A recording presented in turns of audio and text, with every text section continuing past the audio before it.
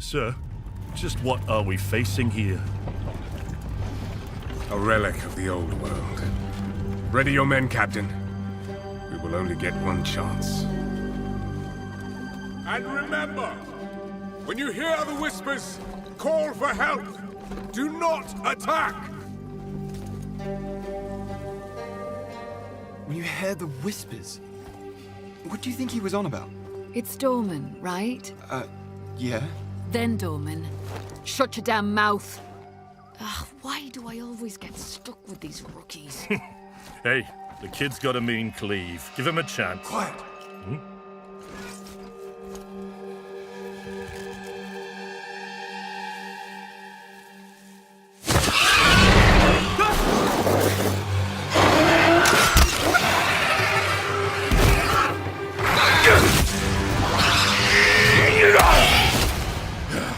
Sullen!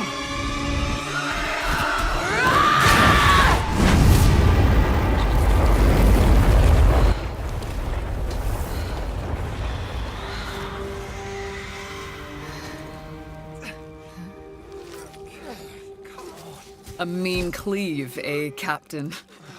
Rookie can't even lift his own sword. Captain Oren? Captain?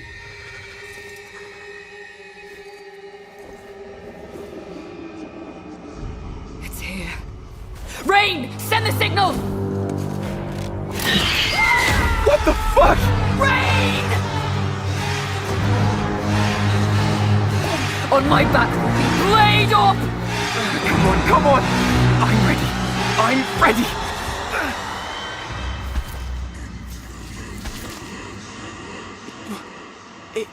It's a man! No, it's not.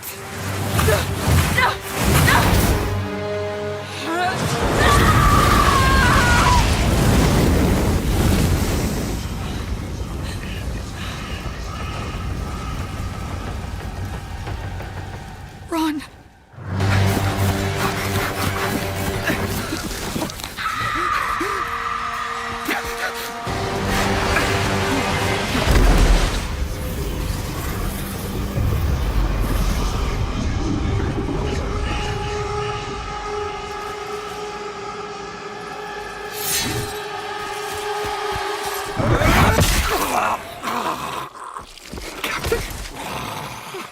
Captain! Captain! Why are you here? What is this?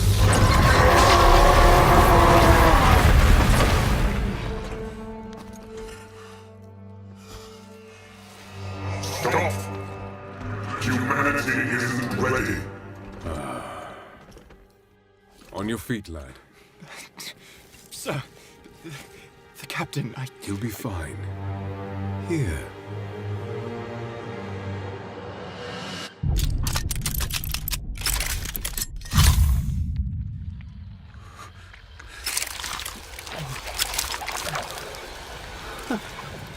What is it?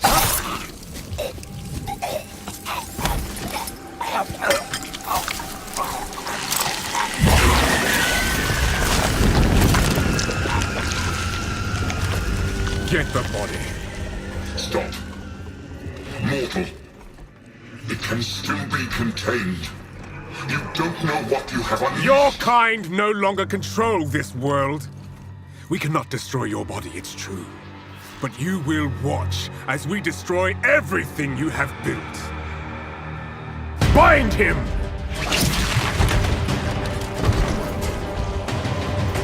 Feed. Grow, my child. I'll make sure you can eat your fill.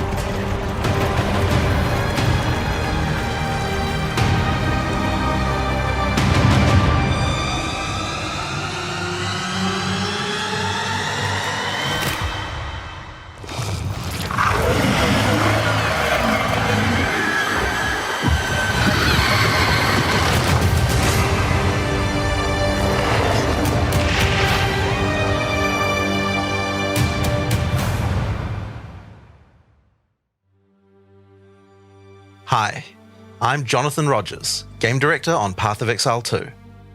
Now, Path of Exile 2 is going into early access in around 2 weeks on December the 6th. But even though it's early access, this isn't just some small taste. The game is huge. In this livestream, we're going to be introducing everything you can expect. So without further ado, let's roll the gameplay trailer. Existence is a thing of beauty, precious, but impermanent. Life and death are mortal enemies, and yet bound to one another.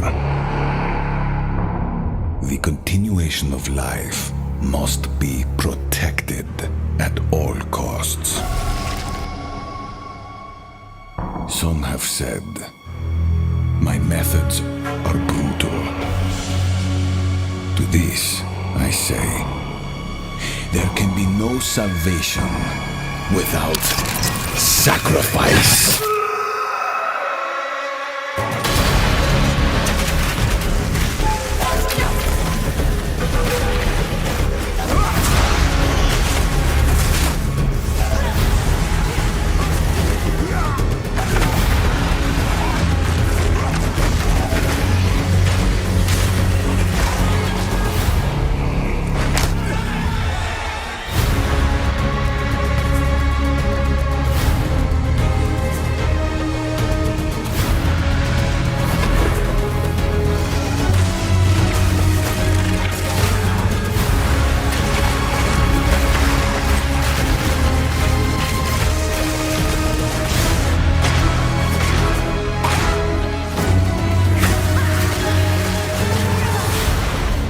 We are faced with the end, and I will do what I must.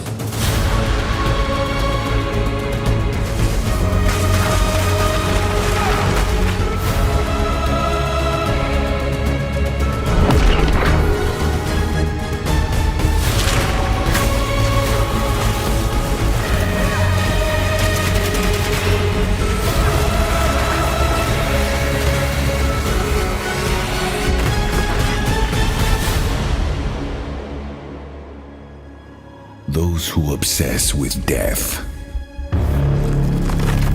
let them soon be acquainted with it.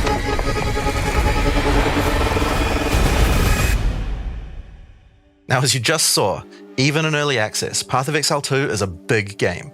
It's actually been 5 years since we announced PoE 2, and over that time we've revealed a lot, but it's been in bits and pieces. It's pretty hard to keep track of it all, so today we're going to do a full rundown of all the content that will be available at the start of early access. Classes, character progression systems, and for the first time, a full overview of the end game. This is going to be a big one, so get comfortable. For 20 years, Rayclast has been free from any sources of corruption, but the Count of Ogham, tempted by promises of power, intends to harness it once more. The dead are rising, monsters are mutating, and madness is spreading. Under the dark influence of corruption, the Count doles out sentences of death to any who would question him.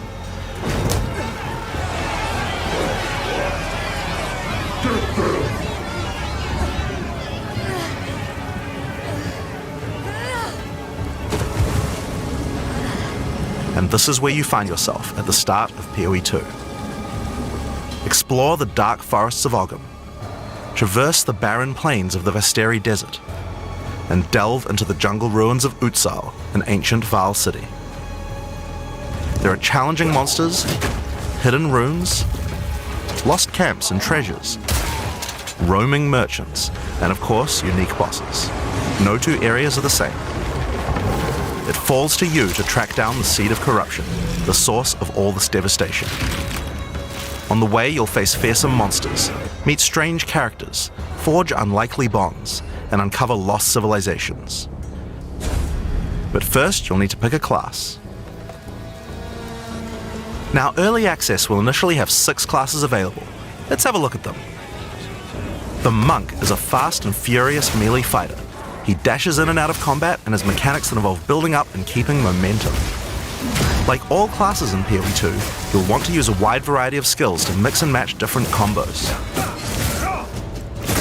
To get new skills, you will first need to find skill gems. Using a skill gem will open the gem cutting menu, which shows all the active skills available in PoE 2. You can choose an existing skill to level up, or choose to engrave a new one. Since this is a level 7 skill gem, even if you pick a new skill, it will immediately be level 7, so there's no harm in trying out something new. The monk primarily uses the quarterstaff. There are 3 schools of martial arts: lightning, ice, and wind. But don't think you have to stick to just one. The best combos are going to involve mixing elements of all 3. Let's try Killing Palm. Like many monk skills, this can be used to quickly take advantage of a specific situation. If there's an enemy on low life, you can use Killing Palm to dash to them and kill them instantly. This will provide a power charge. Then we could use a different skill to consume that power charge for a much more devastating attack. The monk also has powerful combo skills. Tempest Bell, for example, is a skill that places a giant resonating bell. Hitting the bell causes it to ring, dealing damage to all enemies around it. You can also do things like freeze or shock the bell, which will add elemental damage to the strikes. The monk also has a variety of abilities to empower his staff. If an enemy is close to being stunned, you can use Staggering Palm to punch them down. After that, any attack you do will shoot out wind projectiles. There are 21 active skills for quarterstaves, so this just scratches the surface of the options that you have. By endgame, you'll be dashing from pack to pack, spewing projectiles and obliterating screens of enemies with huge combo attacks. Now, if you like a style of melee that's a little slower but hits much harder, then the warrior is for you. He pounds the ground with big chunky attacks and can shrug off the hits of small enemies with large amounts of armor. Even though the mace slams are slow, you never lose control. Longer attacks can be retargeted as you go, and if you find yourself committed to a long attack, you can dodge roll out of it at any time. Among the skill option for maces, you will find a variety of slams, fire attacks, war cries, and shield skills. Here, I'm going to slam the ground, rending it apart with lines of fire. Any slam skill will then cause these fissures to erupt with lava. I can even run through them with a skill like Stampede to do huge amounts of damage. The warrior can also use war cries, which can empower your next skill. Seismic Cry, for example, will double any slams from your next attack. The Stampede counts as a slam, so I can double that for even more craziness. If you want to go a little faster and be a little more defensive, equip a shield.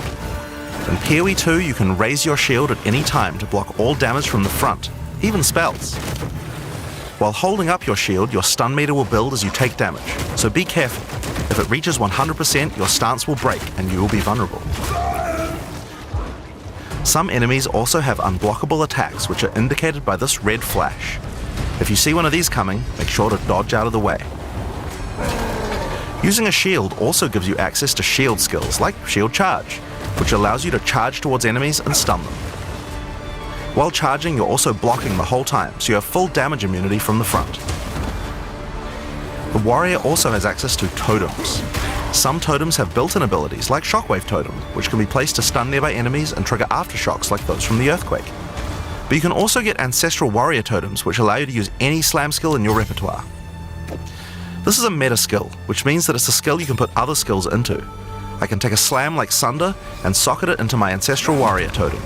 Now when I summon him, he'll sit there and slam the monsters from a distance. There are 20 active skills for maces, so there's a lot more to try out, but by endgame you're going to be dropping hammers from the sky, leaping fearlessly into combat, and separating the very earth you stand on. Time for some ranged attacks. The ranger is primarily about the bow, but we wanted to make sure that she feels agile as well.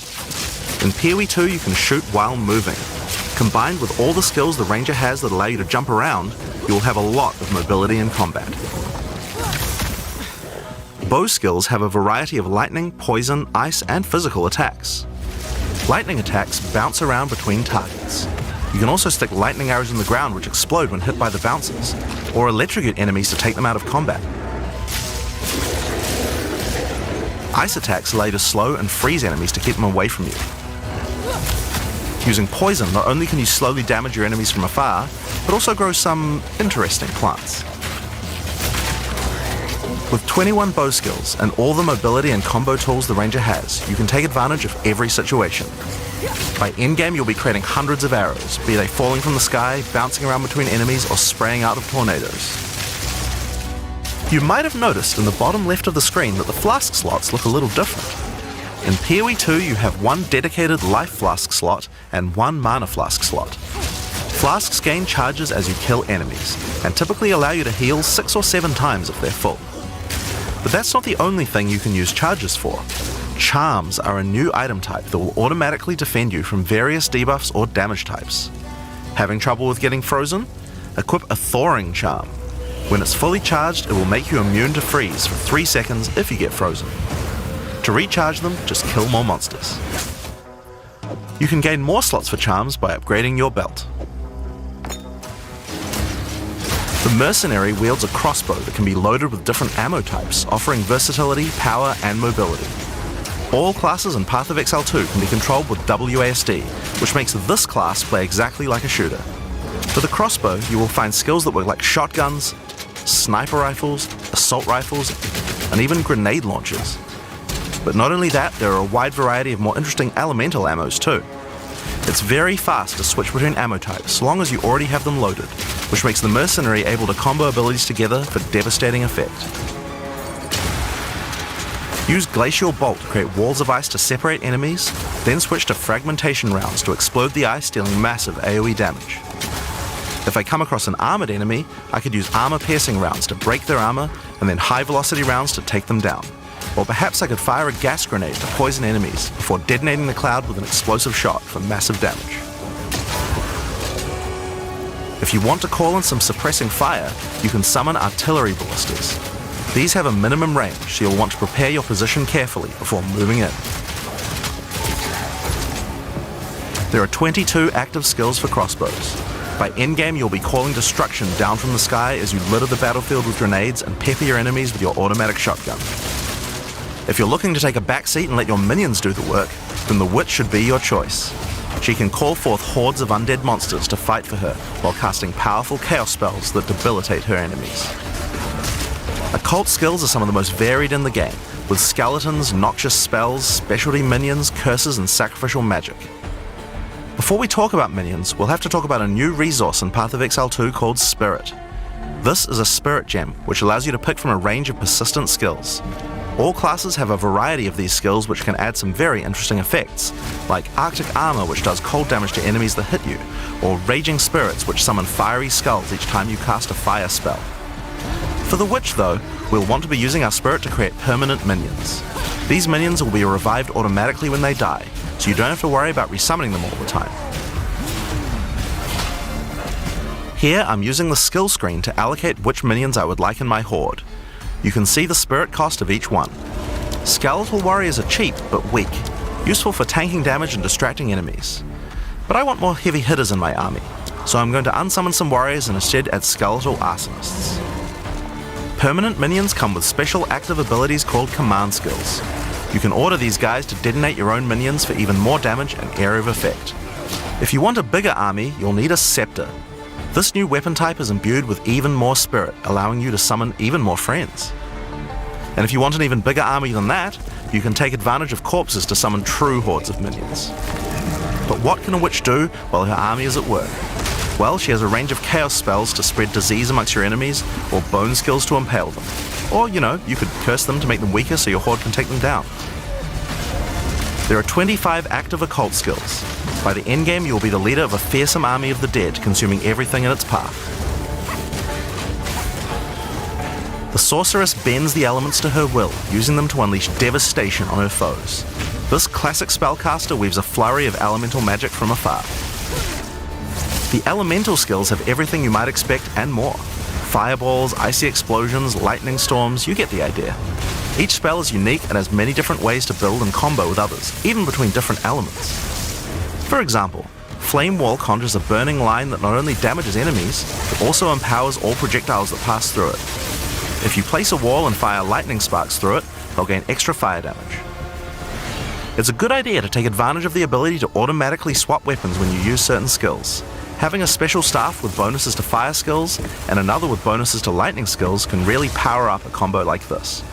The sorceress can also take advantage of powerful trigger gems. For example, you could grab the Cast and Ignite gem and use it with Firestorm. As you ignite enemies, a counter will go up in the top left corner. When it's full, a Firestorm will automatically be cast to the enemy that was ignited. There are 25 active elemental skills. By endgame, you'll be firing off projectiles left and right as you rain down elemental storms on your foes. Now, those are the characters that will be available at the start of early access, but we will be adding 6 more character classes with just as many skills and options as these. There's a lot more to come. There's one more important thing to mention about skills. Even though we talk about them as belong to each class, in reality there are no restrictions. You can use all these skills on any class so long as you have the attributes.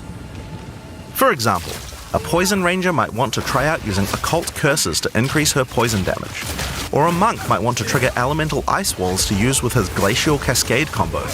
The possibilities for cross-class combos are practically unlimited. We're looking forward to what kind of things you guys might find. Now, Path of Exile is a game known for build customization, and we haven't even scratched the surface of what is possible yet. So let's talk about support gems. Path of Exile 2 has a system of support gems that can be combined with your active skills to dramatically change the way they work. If you find a support gem, then right-clicking it will open up this screen.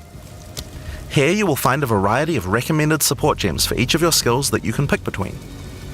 For example, this is a multiple projectiles support gem and can be used to add multiple projectiles to any skill. Normally when you fire a grenade it'll look like this. But if we add multiple projectiles, then you get 3 of them. Once you have the gem, you can also freely move it between any of the skills on your character. If you want to have a multi-shot sniper rifle instead, then simply move the gem over to your high velocity round skill. Generally speaking, if it sounds like a support gem should work with a skill, then it will work. So it's a good idea to experiment. Note that you can only have one of each support gem on your character, so you'll want to think carefully about which supports can be used best with each skill for maximum damage. Now, if you want to stick to the recommendations, you should have a perfectly good time. But if you want to experiment a bit more, then uncheck that recommended button and you can see the full list of supports that will work with your skill. There are hundreds of support gems to choose from, and even we don't know the results of all the possible ways these can interact.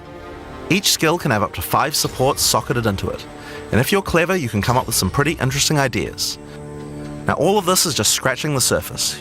You can make frost vortexes, break people's armor, make minions explode, make skills repeat, make enemies set each other on fire, cull enemies or pin them to the ground. Supports let you drastically change the behavior of your skills and create your own unique build, or at least follow someone's OP build guide. So, speaking of builds, let's talk about one of the most iconic Path of Exile systems, the passive skill tree. Yes, it's huge. There are over 1,500 nodes on there. Now a lot of people open the tree and can get a little intimidated at first, but try not to be scared. There are lots of options, but at its core, it's pretty simple. Each level you get 1 point to put into the tree. Each class starts at a different location, but they all share the same tree. Around your section of the tree, you'll find relevant bonuses for your character. You should be safe in the knowledge that there aren't many wrong choices here. Almost all the starting nodes will be useful for your character in some way. But if you do happen to make a choice you regret, you'll be able to respec any nodes you've taken by spending a little bit of gold.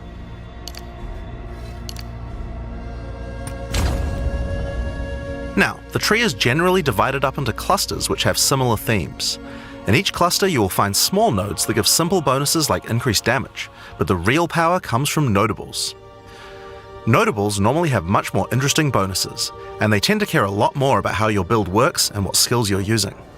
For example, in the mercenary area of the tree, this one gives a 25% chance for crossbow skills to not consume a bolt. And here's one that gives grenades a chance to blow up a second time. This one gives a chance for projectiles to rebound off terrain, as well as giving you some pierce chance to make that more likely. Note that even though this is in the mercenary section, this would work with projectiles from all classes, so there are often reasons to go to different areas of the tree. In order to get between these clusters, you will generally have to allocate nodes in the attribute highways. Attribute nodes allow you to pick which attribute you would like to use, so it's very easy to get points for any attribute that your gear might need. You can change which attribute these nodes give you for half price at the respec vendor. In addition to notables, you will also find even larger passives called keystones. Keystones have both an upside and a downside, and often require changing your entire build to design around them. A great example is Giant's Blood, which allows you to wield 2-hand weapons in a single hand, but doubles the attribute requirements of them. You can use a 2-hand mace with a shield, or even dual wield them. how about Mind Over Matter, which makes all damage go to your mana pool first before your life pool, but you lose 50% of your mana regen. Skills like these can be tough to build around, but if you're up for the challenge, they can be very rewarding. As we showed you earlier on the Sorceress, you can swap between weapon sets on the fly as you use certain skills. One of the new features in Path of Exile 2's passive tree is that you can choose to have your passive tree change as you switch between weapon sets to take advantage of specific bonuses on the tree. For the Sorceress, you might want to change between fire and lightning specialization. Or you could switch between one-hand and a two-hand setup in order to be able to block boss attacks while following up with heavy hits from your bigger mace. Or perhaps you could have a full curse setup on your witch to debuff enemies before switching to a chaos degen build for maximum damage. If you want to stick with just one weapon set, you can just use these specialization points as bonus points to invest however you like, but creative players will find plenty of opportunities with this system. You can get weapon specialization points throughout the campaign from optional bosses and quests. For example, if I manage to defeat the Crowbell, I'll get a weapon specialization book. There are lots of other permanent boosts available from the campaign too. On the map you can see icons that indicate the many optional encounters you can find. Some of them have permanent character boosts, and others have powerful items. If you're having trouble getting past a boss, it might be a good idea to explore and see what you can find. For example, if you defeat Blackjaw the Remnant, you'll gain a permanent increase to fire resistance. One of the most important finds are spirit bonuses. You can find the first one here in the canopy in Act 1. Defeat the boss in this area to acquire a permanent addition of spirit. The permanent buffs you gain from spirit are very powerful, and every class will find a use for them, so make sure you hunt down these upgrades. There's one in each act. Now we haven't even talked about the most important element of character progression, items. That's why we're all here, right? Items in Path of Exile can be broken down into 4 rarity groups: normal, magic, rare, and unique. One of the things you're going to want to do as you play through the campaign is upgrade the items you find, and you can do that with currency items. An Orb of Transmutation will allow you to upgrade a normal item to a magic item with 1 mod. You can then apply an Orb of Augmentation to add a second mod, then use a Regal Orb to add a third mod, and upgrade it to a rare. Finally, you can use some Exalted Orbs to add more mods to your rare to a total of 6 mods. One of the things we think is really important is to make these options available to use as you play. All the items that add mods are much more common than they were in Path of Exile 1, so that you can use them throughout your campaign playthrough. We want you to find things on the ground that can be crafted into upgrades much more frequently. As well as making the drop rates on these items much more common, you can also get them by disenchanting unwanted gear at the magic item vendor. If you disenchant magic items, you can build up to an Orb of Transmutation, and by disenchanting rares, you can build up to Regal Orbs. Another important area of crafting items in PoE 2 is sockets. Some items you find will have sockets that can have Ezomite runes placed in them that add more mods to the item. If I insert this glacial rune into my helmet, it will give extra cold resistance. This is a great way to solve problems that you have with your build, like resistances or damage. If you find socketed items that you don't have a use for, you can take them to the salvage bench in town to work towards an Artificer's Orb. This will allow you to add sockets to your existing items. Body armors and two-hand weapons can have up to 2 sockets, while the rest of your armor and one-hand weapons can only have 1 socket. You can also salvage items with quality to create items like armor scraps or whetstones. These will allow you to increase the quality of your items for an up to 20% boost. If you don't want to disenchant or salvage your items, you can always sell them for gold. Gold can be used to buy items from vendors, and we've tried to do a lot to make sure that the items they have for sale are actually useful. Every time you level up, they get more stock, so make sure to check back often. Other vendors offer a gamble. Pay a flat amount of gold and you'll get a random item of a specific type. This could be a great way to improve your gear, if you're lucky. Gold is also used to respec your passive skills. Take advantage of this system to experiment with your tree and rework it as required. The other thing you might want to use gold for is the currency exchange. This allows you to exchange currency items with other players on an open market, in exchange for a small gold fee. Now, all items in Path of Exile are freely tradable. We never bind anything to your character, except gold. Now, most gear in Path of Exile 2 is randomly generated, but there's another type that isn't: uniques. They are especially rare, each with a handcrafted set of unusual mods which can dramatically change a character's build. They're not just better rare items, they can do much stranger things that can fundamentally change your character. Corpse Wade will make any corpses you run through explode into clouds of poison.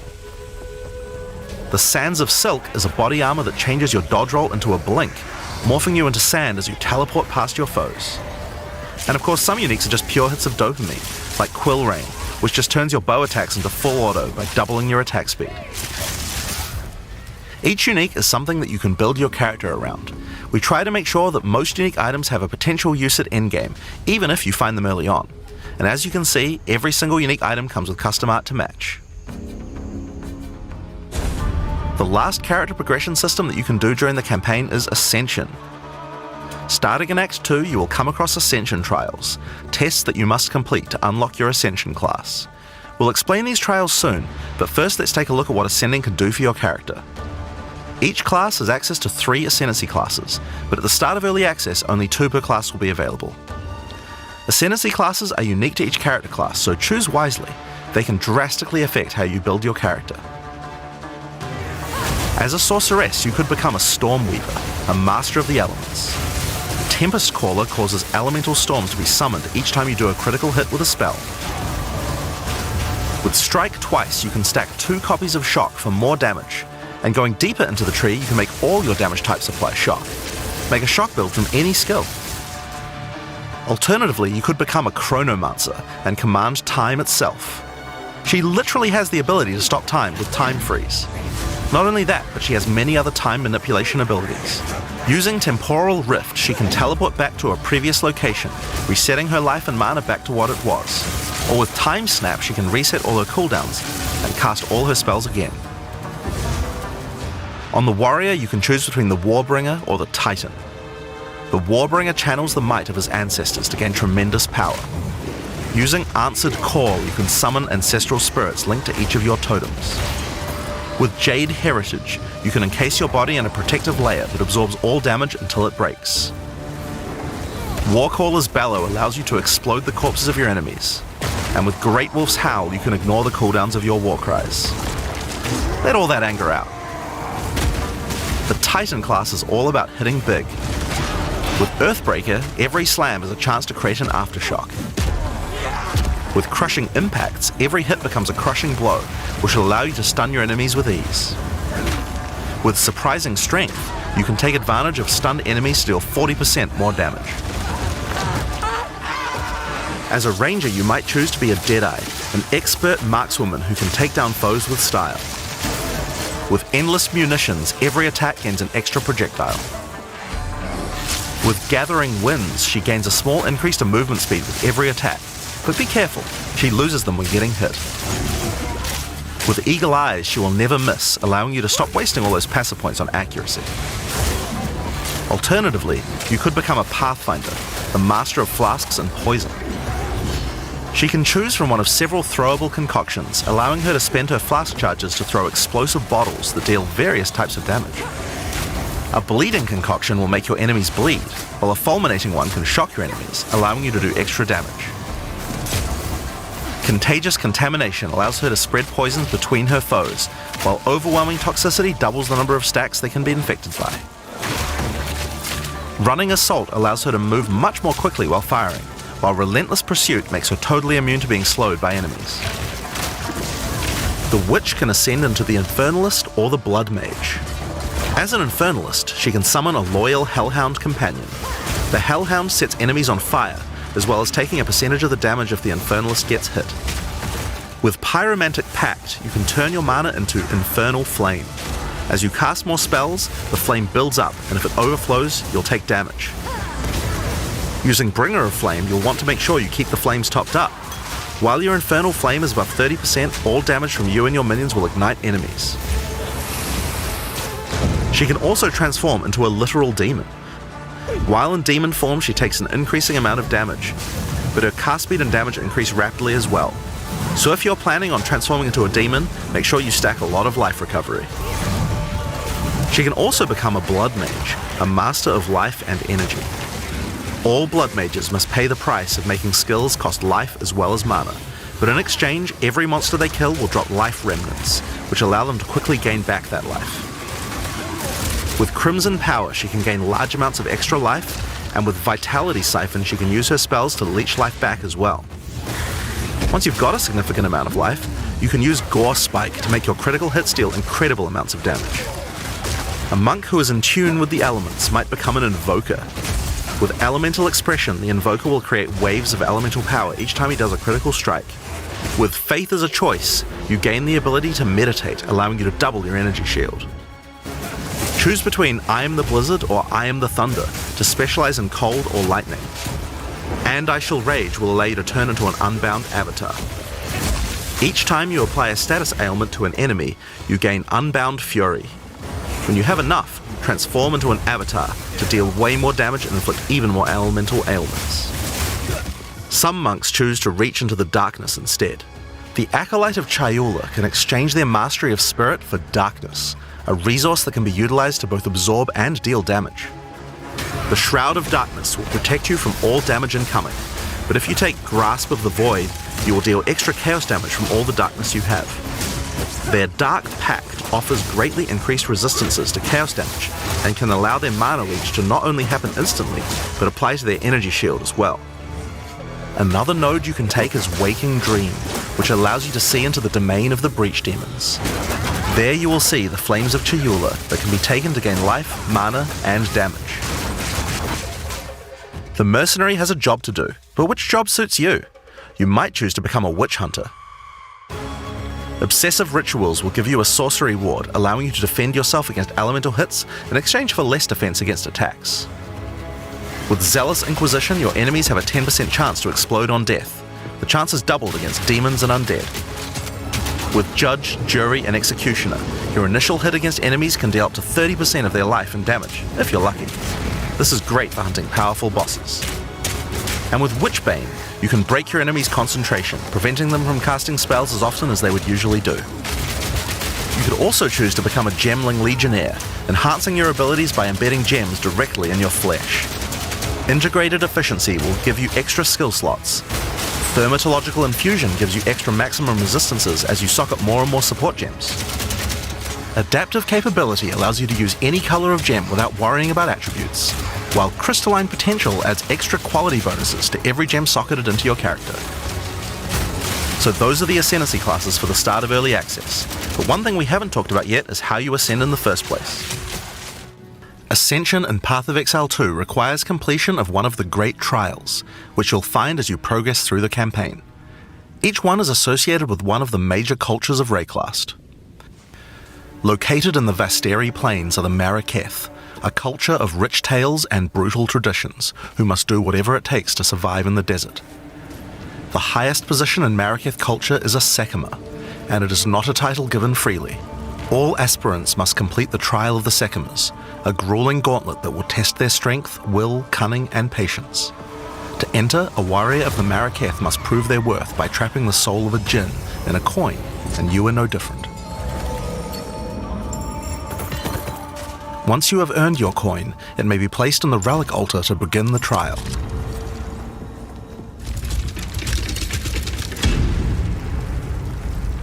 In the Trial of the Sekimas, each room has its own challenges to overcome. In this room, each rare monster you kill will send its blood to the chalice in the center of the room. Once the chalice is filled, you will be able to proceed. While fighting monsters in the trial, you will need to be very careful. Each hit will not only hurt you, but will damage your honor. The monsters are well telegraphed, so that you can avoid their attacks, but if you run out of honor, you will fail the trial and need to find another coin in order to try again. It is a good idea to make sure that you are well prepared before challenging the Trial of the Sekimas. After each room, you will be rewarded. In this case, you have been given a key that can be used to unlock chests later in the trial. Once you have claimed your reward, you will be shown a map of the rest of the floor and may choose how you wish to proceed. Which challenges would you like to face, and which rewards do you want to claim? Some rooms are more dangerous, afflicting you with debuffs that will persist for the entire trial. For example, entering this room will afflict you with Spiked Shell that will cause all monsters in the rest of the trial to have 50% increased life. You will want to take care if you choose such a path. There are many different challenges and rewards as you journey through the trial. Deadly traps, waves of monsters, and strange artifacts will test your honor. As you progress, you'll be able to gain boons from the Jinn, which will help you on your journey. For example, the Sekima's cloak will revive you once if you die, giving you a second shot at a run. One of the rewards you may find is sacred water, an extremely valuable and treasured resource to the Jinn and the Maraketh. Trading it with the Jinn will allow you to receive many benefits. You can recover honor, gain additional boons, or remove afflictions.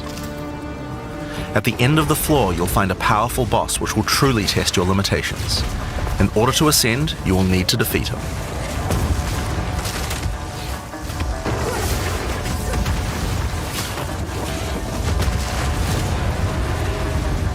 Having defeated the boss, you've earned the right to ascend, but first, the loot. The keys you have found may be used to open the various treasures in the vault at the end of the floor. We only have a single bronze key, so we'll just have to open one of these small chests. If you want to open the better ones, you'll need silver or gold keys. Let's use the Altar of Ascendancy. Your first ascension will allow you to pick your class and grant you 2 points to use in the tree. Now there are more floors and many more rewards that can be found within the Trial of the Sekimas, but we'll save that for the section on the endgame. For now, let's talk about the second Ascendancy trial, the Trial of Chaos. In Path of Exile 2, you can choose whichever trial you like to earn your ascension. Each culture on Rayclast had their own methods to ascend. If the Trial of the Sekimas is not your kind of playstyle, or you're finding it too difficult, you could try another. You can gain all your ascension points from just one, or mix and match them. It's up to you. For early access, we will have 2 trials as options, with a 3rd trial coming later for the full release. While exploring the Vaal jungle, you'll discover the Temple of Chaos. Before the Vaal embraced the science of corruption, their civilization worshipped chaos. This ancient trial was once used by the Vaal to test their high priests. A high priest of the Vaal must show willingness to risk everything to gain power. Entry to the trial requires a token from a strange entity known only as the Trial Master. For those in which he sees potential, he shall inscribe an ultimatum. Many have attempted these trials in search of greatness. Most have perished. Will you be able to defy the odds? Before you begin each chamber, the Trial Master will offer you a reward and a choice. Choose one of 3 tribulations to affect you through the rest of the trial. These modifiers might beef up the monsters, curse the player, or add environmental hazards like turrets or trap runes. In this case, we will be picking shocking turrets. As you enter the room, the Trial Master will fill it with hazards to test your commitment. In this case, you must destroy all the monsters that fill the room, while dealing with the lightning projectiles from the shocking turrets.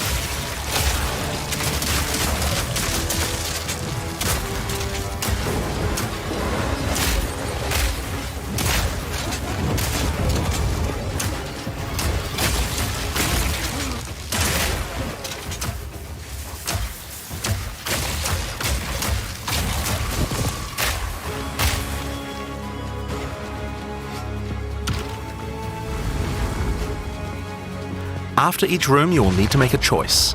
Take the rewards you have earned so far, or go double or nothing. Increase your rewards, but take on more risk.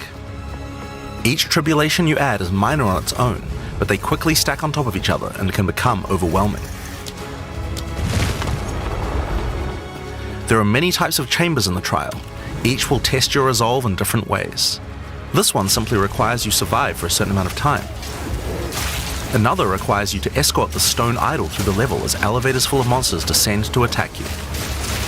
Should you be able to get through the first 3 chambers, you will face your first boss. The order of the bosses is random, and combined with the tribulations you have selected, the fight will never feel the same.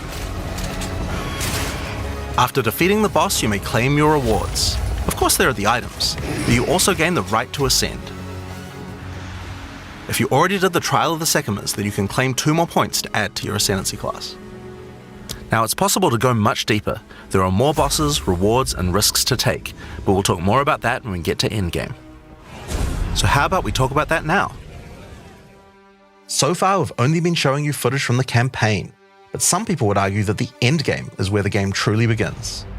Something that happens almost every time a new action RPG launches is people saying, there isn't enough endgame content. Well, we want to make sure that in PoE 2, people don't feel that way, and we actually only changed our development priority for this recently. The first 3 acts of PoE 2 already take around 25 hours to complete if you're a new player. This is already a pretty significant campaign. On the other hand, people spend hundreds of hours in endgame each league. We realized that finishing the rest of the campaign for early access was actually a bad idea. Instead of having Acts 4 to 6 in early access, we could concentrate on endgame and make that great. For new players, a 25-hour campaign is already a huge game with lots of content, but for existing action RPG players, what you mostly care about is all the endgame challenges to overcome. So several months ago, we switched the entire development team's focus over to making endgame content. At the start of early access, there will be 50 bosses and around 400 monster types, but the great thing is that the rest of the game is like 80% there. We'll be adding content to roughly double the size of the game during early access and into release. Now, in order to make the endgame happen at the same character level as what it would be after we added the rest of the acts, we've added a second difficulty level called Cruel, where you repeat the campaign with all the monsters and bosses leveled up. And of course, new rewards. You can kind of think of it as like a new game plus. It's also a lot faster to get through the content the second time as your clear speed increases. That will take you to around level 65, where the endgame begins. Once we add the remaining 3 acts, we'll be removing Cruel difficulty, so you'll progress straight from the end of Act 6 to endgame. But what is the endgame? To explain that, I'll hand over to Mark. He can tell you all about it. Hi, I'm Mark Roberts, Game Director on Path of Exile 2. Well, one thing that Path of Exile is known for is having a lot of distinct endgame content to choose between. Each endgame mechanic needs to have its own progression system, areas, bosses, rewards, and player power that can only be gained from that content. We are going to be adding a lot more over time, but for Path of Exile 2 we decided to start with 7 distinct systems you can progress through. This is the Atlas, and it serves as the core of the endgame for Path of Exile 2. It's infinite and expands in all directions. Now, we are not going to spoil the plot too much here, but corruption from the beast has blighted the land, and your objective is to help fight it. In the center of the Atlas you will find the Ziggurat, a temple in which the Vaal research the fundamentals of space and time. Here, we can open portals to nearby locations and begin cleansing corruption and finding resources. In order to power the portal device, we will need waystones. Each waystone has a tier which will determine the level of the monsters that you will face. To go to an area, simply click one that is adjacent to an area that you have already completed.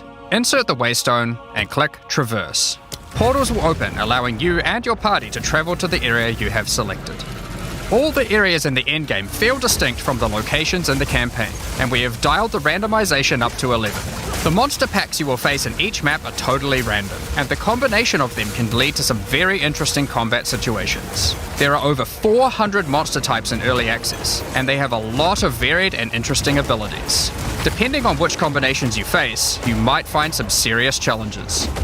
In order to cleanse the corruption from the area, you will need to defeat all the powerful rare and unique enemies in it. Once you have done that, the area will be marked as completed and you will be able to travel past it to progress deeper into the world.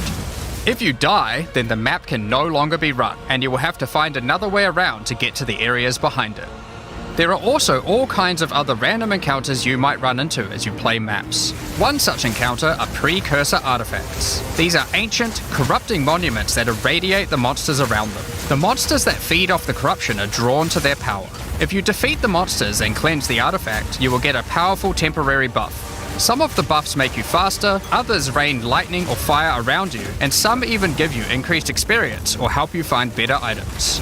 You can also find strong boxes. These enigmatic chests guard piles of treasure, but are always a trap. Monsters lie in wait to attack you the moment you open it, and the boxes often have mechanisms to unleash powerful spells or dangerous debuffs.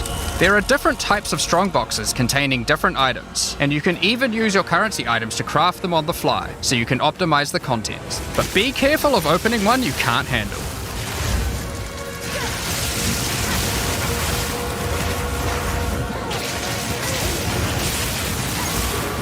Sometimes you'll discover monsters frozen in essences, solidified crystalline corruption.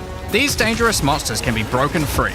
If you defeat them, the essence they drop can be used to upgrade normal items to magic items with a guaranteed mod from a category. For example, we could use this one on some boots to ensure a movement speed mod. Rarely, essences will also drop that allow you to upgrade magics to rares, adding the guaranteed mod.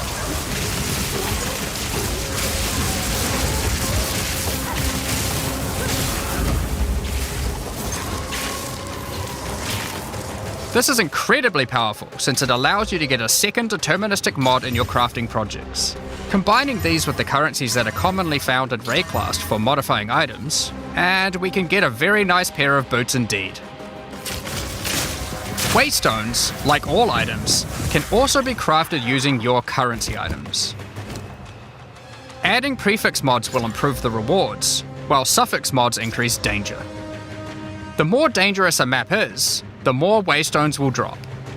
Adding mods to your waystones is key to progressing to higher tiers and sustaining them, but it will require you to take on larger challenges. There are a variety of factors you'll have to consider when crafting your waystones. Some maps will have higher density, some lower, some have more magic and rare chests, or monsters, some are more linear and others more open. Make sure you explore and think about what makes certain maps good if you want to maximize your returns. As you cleanse corruption from higher and higher tiers of the Atlas, you will gain points that you can spend in the Atlas tree. This tree allows you to juice the danger and rewards of all areas in the endgame. You could increase the number of monsters, the number of rares, the number of precursor artifacts or strongboxes, even the quantity of item drops.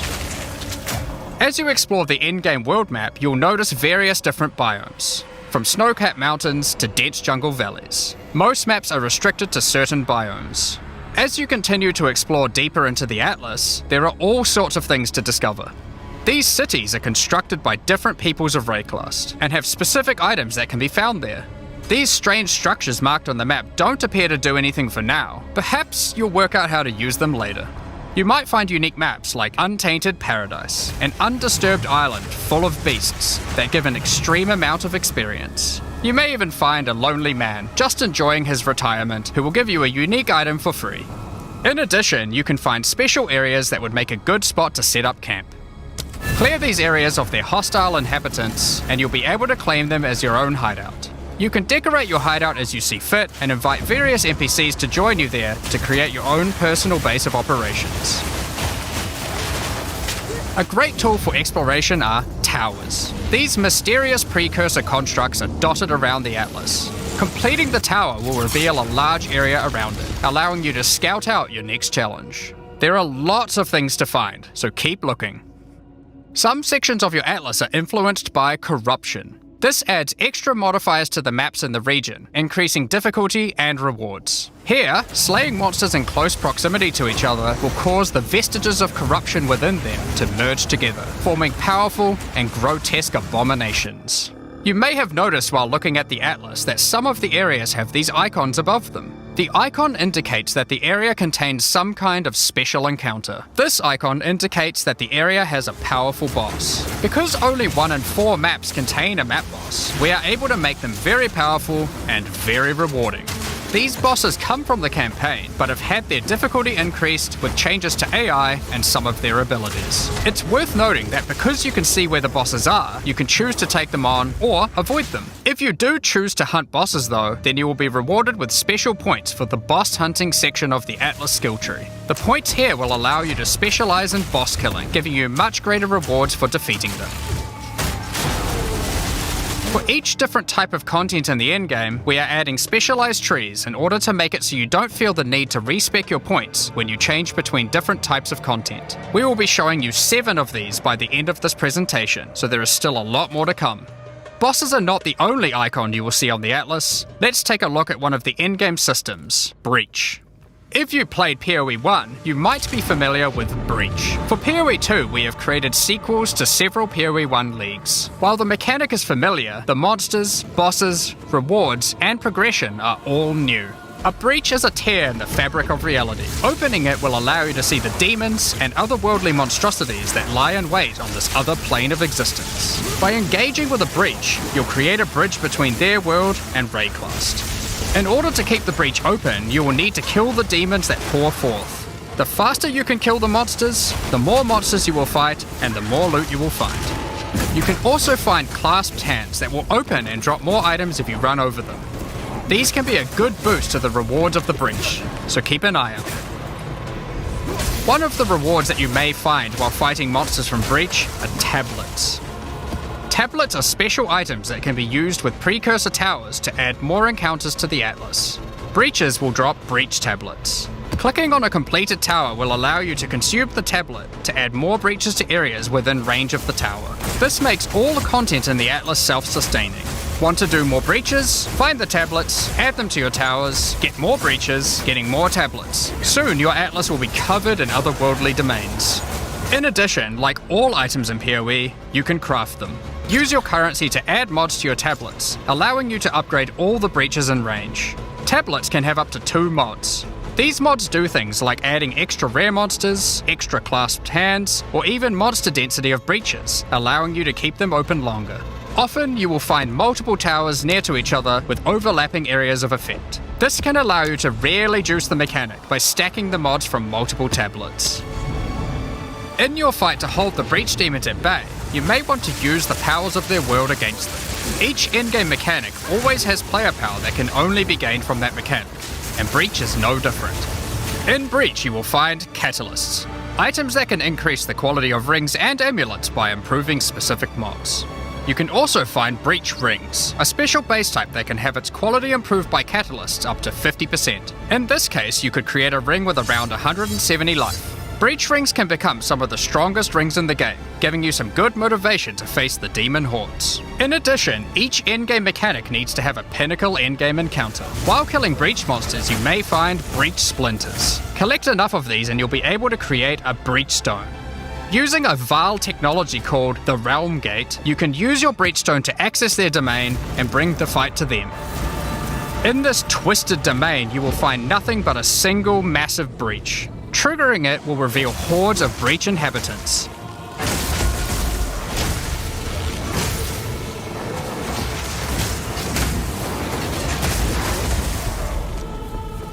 And should you be fast enough, you will be able to fight their leader, Zesht. We that are one. We that dreamed. We in nightmare. We that are one. Fate relies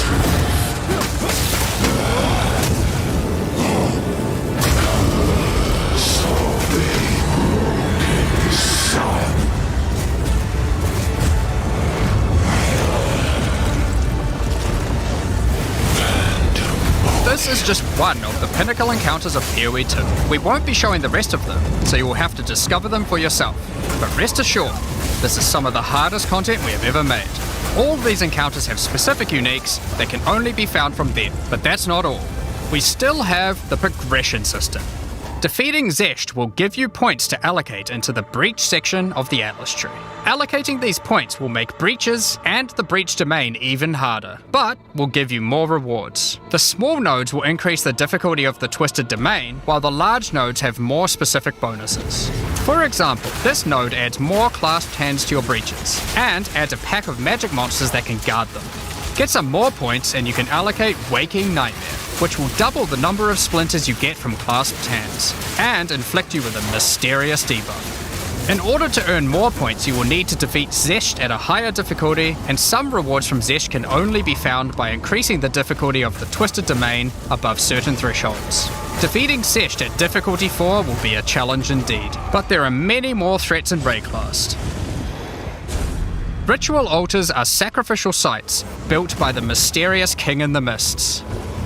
If you encounter this symbol on the Atlas, then you know that the area contains ritual altars. Ritual altars demand tribute. Every monster you slaughter in the circle will feed the altar. After the sacrifice, touch it to begin the ritual. The monsters you just killed will be resurrected by the King of the Mist's dark magic, and you must fight to survive. The tribute you have offered to the altar can be spent to buy powerful items, but they can be expensive. To gain more tribute, you will want to find more altars. Each successive ritual you do within an area will spawn the monsters revived by the previous ones, in addition to the ones you sacrifice next to it. By the end of an area, you will be fighting a truly imposing number of foes, but will have a significant amount of tribute to spend. One of the rewards you can buy with tribute are omens. These are special items that allow for metacrafting. Crafting items that affect other crafting items. Have an item with good prefixes but bad suffixes? This omen will help you to remove the mod you don't want, while keeping the ones you do. There are a bunch more of these with different effects, but we will leave them for you to discover. Now don't forget that Ritual will also drop tablets which can be used to specialize into getting more rituals. If you want to get to the pinnacle boss of Ritual, then you will probably want to use them. They can also be crafted to grant mods, making your rituals more rewarding. The pinnacle encounter of Ritual is the King in the Mists. Feared by the Asmeri people, he is said to have brought eternal darkness to the Wildwood. We won't show the encounter, but just like Breach, there are a range of unique items you can get for defeating him, and you will gain points in the ritual section of the Atlas tree. Some maps have been touched by insanity. A mysterious entity has taken a special interest in you. Step through the looking glass and you will find your nightmares coming to life. When you touch a mirror, the mists of delirium will spread out across the area, infecting your mind. You must stay within the mist to maintain the nightmare, which is as profitable as it is terrifying. Everything you kill will increase the rewards that drop. However, the deeper into the mist you travel, the stronger the monsters are. Be careful not to overstay your welcome. Rare and unique enemies will become vessels for terrifying demons, who will manifest out of them to unleash powerful attacks on you. The mist also offers a strange crafting material, distilled emotions. By combining these emotions, you are able to instill your amulet with a notable from the passive skill tree. This is like gaining an extra passive point for free, attached to your gear. They are also particularly great because you don't have to traverse the tree to get them, allowing you to get off-class bonuses that would normally be much harder to get. Distilled emotions can also be used to instill your endgame maps, applying Delirious to them and adding additional difficulty and rewards, allowing you to further juice your endgame maps. The tablets you can find from Delirium can be used to further improve it, increase pack size, make the fog dissipate slower, or improve your progress towards the pinnacle encounter of Delirium. Speaking of which, every now and then you will find simulacrum splinters. The mysterious entity will create strange encounters based on warped versions of your own memories.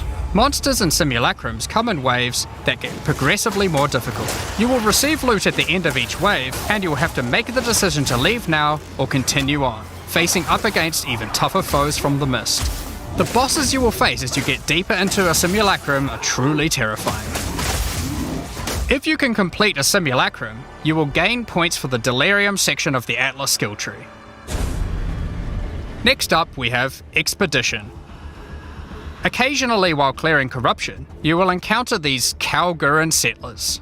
The Kalgurans have discovered ancient burial sites with lost Verisium artifacts, and they want you to help dig them up with explosives. The Kalgurans have marked the locations where the relics can be found. Place explosives as best you can to dig up as many as possible. There is just one problem. Corruption has brought the corpses of their ancestors to life, so you might have to do a little cleanup before you can reclaim the artifacts.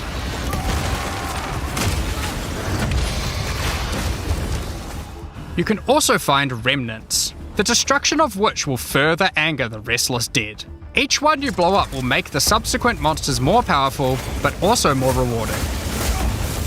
Danig, Rog, Tujin, and Gwenin will exchange the artifacts for useful items and runic magic.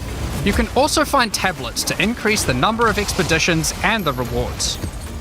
This one increases the radius of explosives, while this one increases the number of remnants you will find. Eventually, you might discover a logbook. These are special maps full of buried treasure and relics, essentially one giant dig site.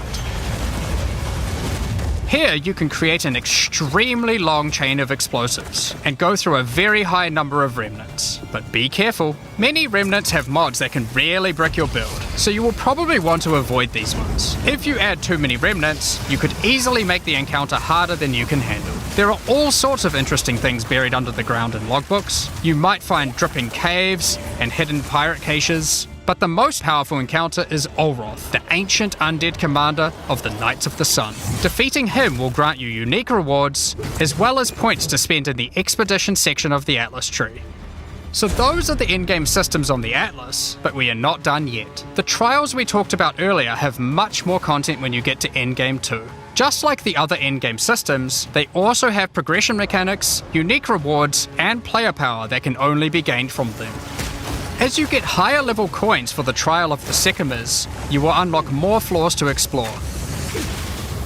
Each floor has its own challenging rooms and a floor boss that you will need to kill.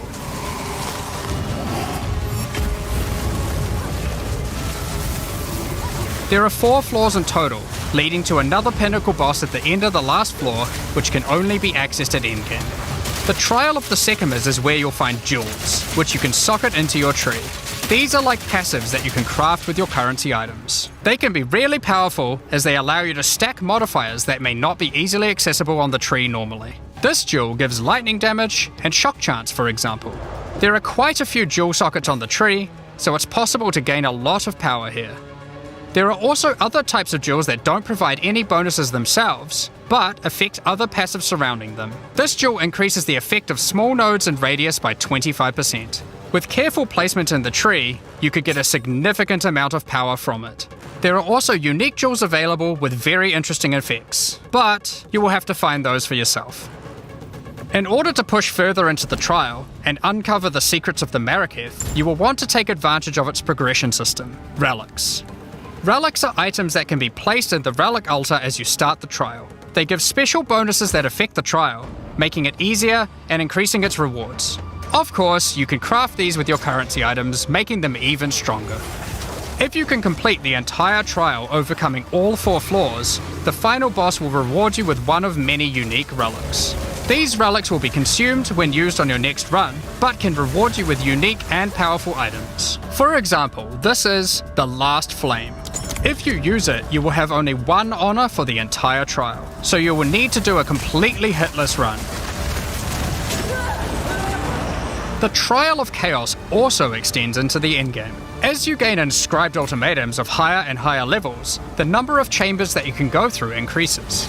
In true Vaal style, this allows you to take even more risks for even more rewards. At endgame, you can progress through up to 10 chambers with 3 bosses on a single run. Stacking 10 tribulations on top of each other will make this a significant challenge, but it's worth it. The Trial Master will tempt you with items of the Vaal Empire, such as Vaal Orbs. Vaal Orbs are powerful crafting items that corrupt your gear with random, mysterious outcomes. Corruption prevents an item from being modified further, so it has to be the last step of your craft, but it's also the most impactful one. For example, if you use one on your body armor, it might add a new powerful enchantment, or it might re-roll up to half of its modifiers. Vaal Orbs also have the ability to add a socket, allowing you to bypass the normal restriction of how many sockets an item can have. A body armor could get up to 3 sockets this way, allowing for a significant number of mods. Vaal Orbs can even modify uniques. Adding enchantments or sockets to uniques can make them incredibly powerful, but there is a good chance that you will break them as well. The Trial Master will also occasionally offer you soul cores. Originally formed by Chaos, the Vaal sought to replicate soul cores through human sacrifice rituals and blood magic to power their civilization. Soul cores are powerful socketable items, with mods that cannot be obtained from regular runes. Like all endgame content, there is of course a pinnacle boss. The final chamber will drop keys to this mysterious door. Some say this is where the Trial Master himself resides. Perhaps you are willing to take the risk to find out. Had enough yet? Because there is still just one more thing. The most difficult content in Path of Exile 2. While mapping, you might come across this fortress that has emerged from underground, surrounded by an enormous maze riddled with danger. Is the maze preventing something from getting in, or something getting out? This fortress is of ancient origin, and its construction has similarities to the towers and tablets that you have been using on your journey through the endgame. It is clear from the entrance that there are 3 keys required to enter. Local factions are vying for access to the fortress in order to seize the power they believe will be inside. Each of the faction's leaders have managed to get their hands on one of the keys, so you will need to defeat them. Each faction is led by an Uber-Act boss. You can see one of them inhabiting the city, but in order to fight him, you will first need to defeat their 2 lieutenants in the adjacent zones. Be careful. If you fail against either of the lieutenants, or to kill the leader, they will move on, and you will need to find them again. Kill all the Uber bosses and you will gain access to the fortress. We aren't going to spoil it as we can't wait to see you guys attempt it for the first time. But is there a tree you get points in after killing it? Of course there is. This is Path of Exile. There is always another tree. So these are your challenges for PoE 2. As you can see, this project is crazy huge. Way bigger than even we expected when we started out. But how do you gain access? Well, during early access you'll need a key to get in. To thank our existing PoE supporters who have spent more than $480 US, we'll be giving you guys a key for the PC version for free. anyone else who wants one can get one by purchasing one of the new Early Access supporter packs that have just been released to the store. If you just want early access to PoE 2, then you can get a key in the $30 Early Access pack. The pack also comes with $30 of points to spend in the MTX store. But we also have a variety of other supporter packs filled with exclusive microtransactions, points to spend in the store, and even physical items. The cosmetics can be used right now in PoE 1 and in Path of Exile 2 when Early Access starts. Most of this footage has been recorded in Path of Exile 1, since that's where you can use them immediately. The Lord of Ogham supporter pack contains a cosmetic armor set befitting of the Count of Ogham himself. There is also a matching back attachment which has an alternate variant depicting the influence of corruption. Also in this pack you can find a portal formed of the rusted armor of the fallen soldiers in the Red Vale of Ogham, and the offspring of a vicious crowbell boss found in the hunting grounds. This one doesn't look so vicious though.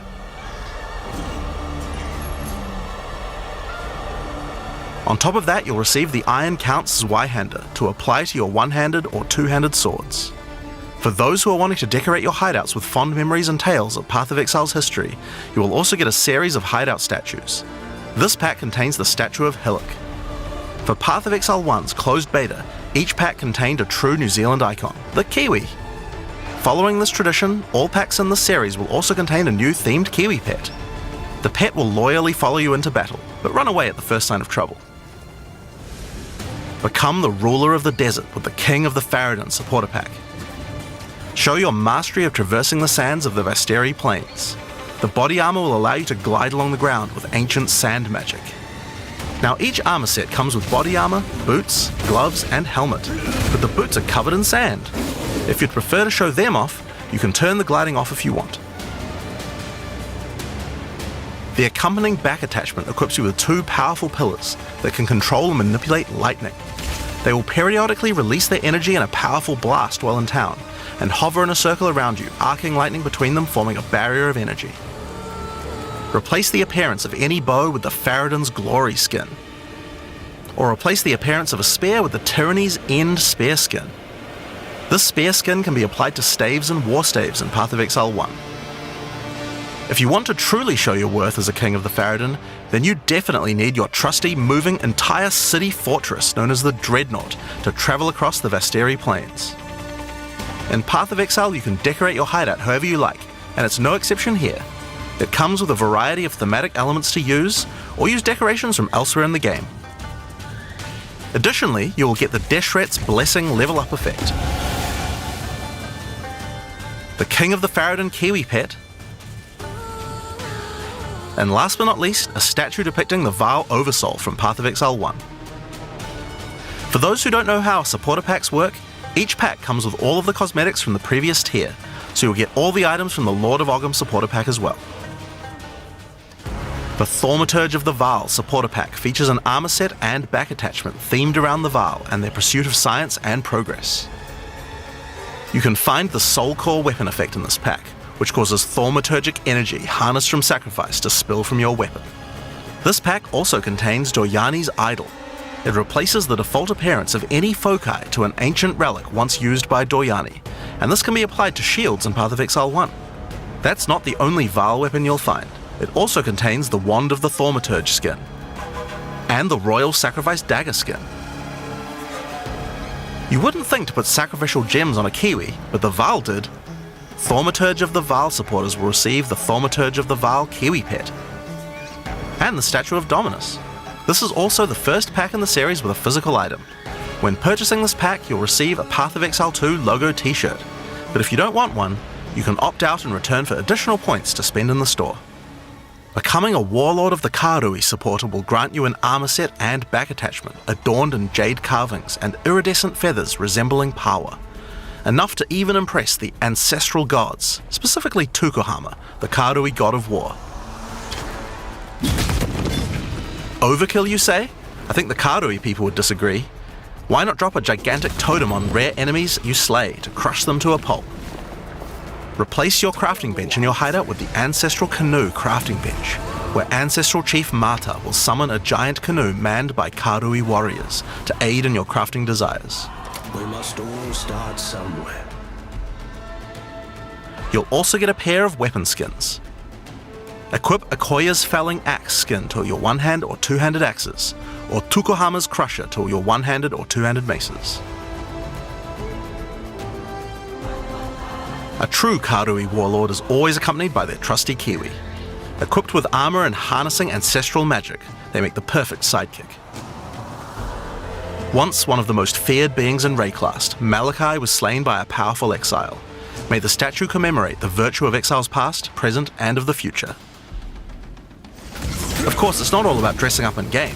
You'll want to look good in real life too. By becoming a Warlord of the Karui supporter, you'll also get a Path of Exile 2 hoodie. Our final tier of supporter pack in this series is the Liberator of Rayclast supporter pack. The Liberator of Rayclast armor set and back attachment come made with the finest materials in Rayclast, and shattered glass mosaics suspended in divine power. Set up your base of operations in the Beacon of Salvation hideout. Why restrict yourself to just one island when you can liberate more? The Beacon of Salvation hideout comes equipped with your own collection of small islands and personal operators of boats that you can use to row between them. Just walk to the piers, click a boat to enter, and navigate as you choose. Decorate each island as you see fit to best represent your well-earned hideout. Everyone in your hideout can use their own boat. Why not have some races? You can also get the Window to Twilight portal effect, a beautiful mosaic piece of art that shatters and reveals a gateway to your desired destination as you approach it. As you walk away, the glass magically reforms back to its original form. Rule in style with the Throne of the Ruler map device. Sure, this map device can create portals to in-game maps, but it also comes with a throne you can sit on to oversee your growing kingdom. Look down on the plebeians running your maps. Being the Liberator, though, is not just about sitting on your throne all day. If you do decide to join the fight yourself, you can leave a High Priest in charge as your second in command. Liberator of Rayclast supporters will also get a set of varied weapon skins. The Light of Divinity Scepter skin, the Deliverance crossbow skin, the Justice flail skin, and the Redemption shield skin. Once again, you'll have an accompanying Kiwi, and of course a statue depicting one of the most iconic events in Rayclast's history, the battle between a powerful exile and Kitava, the Insatiable. With the help of two deities, Sin and Innocence, the exile was able to defeat him once and for all. This supporter pack also contains the Path of Exile 2 art book. This 215-page full-colour art book includes a huge amount of amazing concept art and lore produced during the long and exciting journey of Path of Exile 2's development. And finally, Path of Exile has a tradition of letting the community participate in designing game features. For Path of Exile 2, we'll be adding the Twilight Order foil reliquary. By becoming a Liberator of Rayclast supporter, once Path of Exile 2 is released, you will be able to select any unique item you have found and be able to drop it from the reliquary. Once players have submitted their items, keys to the reliquary will start dropping, and other players will be able to find foil versions of uniques that you have submitted along with a message for the lucky player. The more players submit the same unique, the more chances there will be for the reliquary to drop them, so choose wisely. Now, almost all of these items are available to use in PoE 1 right now. There are a few exceptions where the item class clearly doesn't exist, such as crossbows or flails, and there are also a few microtransactions on weapon types that are unavailable in PoE 2 at the start of early access. Once classes that use those weapon types are added, those microtransactions will be available to use. If you can't decide which supporter pack to choose yet, you can always start with the early access supporter pack that just includes a key and some points to spend in the store. Then you can upgrade to any of the following tiers at a later date. These supporter packs will be available for purchase throughout early access. We'd really like to thank you for your ongoing support. Without you guys, Path of Exile 2 could not have happened. Now, I'm sure you guys have a lot of questions. Stick around, because coming up next, we have a live Q&A with Ziggy D.